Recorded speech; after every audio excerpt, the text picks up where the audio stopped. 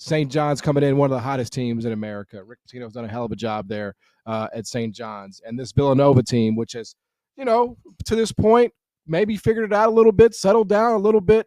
And they managed, Villanova, a huge shot, a huge three there late to get the win and hold off St. John's. Let's start with Villanova. We'll get to St. John's. But in terms of this win for Kyle Neptune, for Villanova, how crucial was it for him and his time there? It was massive. And hey, look, we've talked poorly of, not really talked poorly. We've pointed out some of the deficiencies that Kyle Neptune has had in his early going of his career at Villanova, which I think is in year 3. And we're still kind of figuring out, like, is he the guy? And I think a lot of people were out, including me. I was starting to lean that way. But my man's starting to figure it out. You look at what they've won 3 in a row after going on a 3-game losing streak. They played well against Xavier, and then they get a big one against St. John's at home.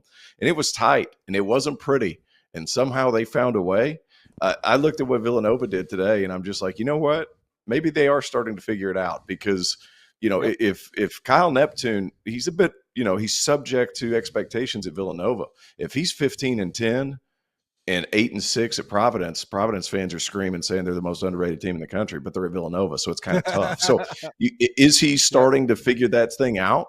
We'll see, but it's a huge win for his program because he's starting to get some other guys to play really well. Wooga Poplar looked like a dude today. And if they play that well, they have Providence next. They play that well at Connecticut. They're going to have to put up a tough game because Connecticut's starting to get it rolling. But home against Marquette, another massive one. And those last 3 are all very winnable. So can Villanova kind of sneak their way into the bubble picture heading into the Big East tournament? I think it's absolutely possible. And they just – the way Wooga Poplar played today, because they needed another guy beside Eric Dixon, changed things for me. Yeah. I mean, and again, if you just kind of look at what Villanova's done, I mean, he beat UConn on the 8th, lost a bit of a heartbreaker there to Creighton on February the 1st. Again, Creighton was one of the hottest teams in America. But Tyler, he didn't hit the game winner.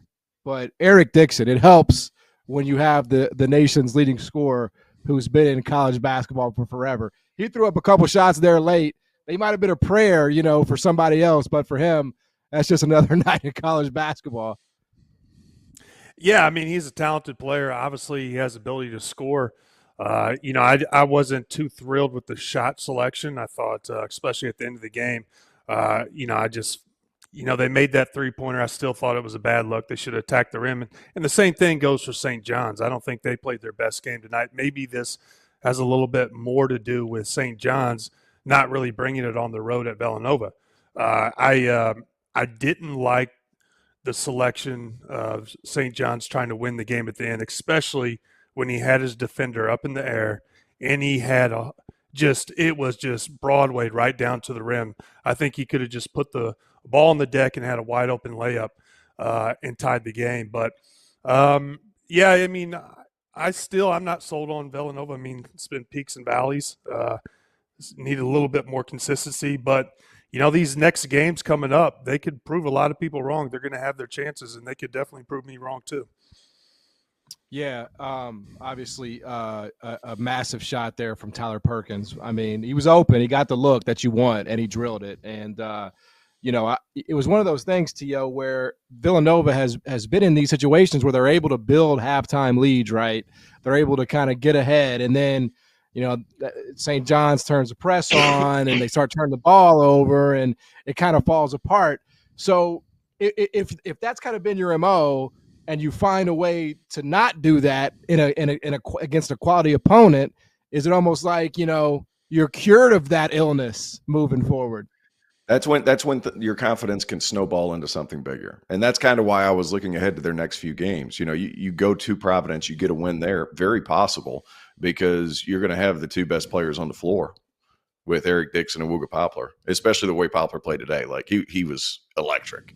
I do think the thing is you talked about how they got first half leads going towards the end. St. John's didn't get a bad look now.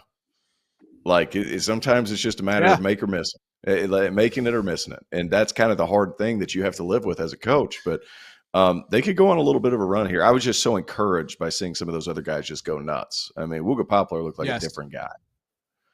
He did. Great name, by the way. One of the best names in college basketball. Wooga. I was surprised Poplar, he left Miami. Not far from me. Yeah, and what a pickup for Villanova. Tyler, I do want to circle back on St. John's because, again, I'm hesitant to be too critical because, it's college basketball, man. It's a road game. Like, you're going to lose. It happens all the time in college basketball. It did feel like, though, and I don't know, and this is where I'm curious to get your opinion. I don't know if it was what Villanova wanted, but St. John's took an uncharacteristic amount of threes tonight. I mean, that's not how they have won games in this 10-game winning streak. It's not how they've become who they are. And Aaron Scott kind of, got a few going early, and, they just jacked them up all night. So was that just they saw a few go in and they were getting the looks and were just taking the shots?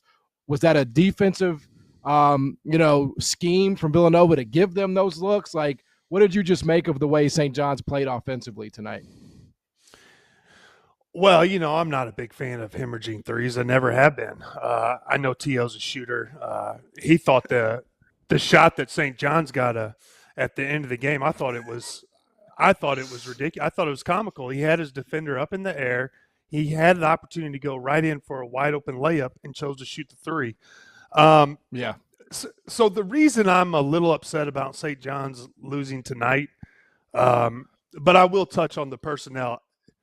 The Richmond kid, he has the ability to play bully ball, and I don't like when you have guys like him that can take people off the dribble, back down. He's strong. He finishes through contact. I think when you have players like that and you have the ability to play an up-tempo type of game, I think when you take the first open three or the first opportunity to shoot a three, I think you don't make the defense work as hard as it should. And I think St. John's is too athletic to settle for outside jump shots. But I was also upset because I'm a big fan of Rick Pitino, and I was really wanting him to win Coach of the Year for what he's done at St. John's.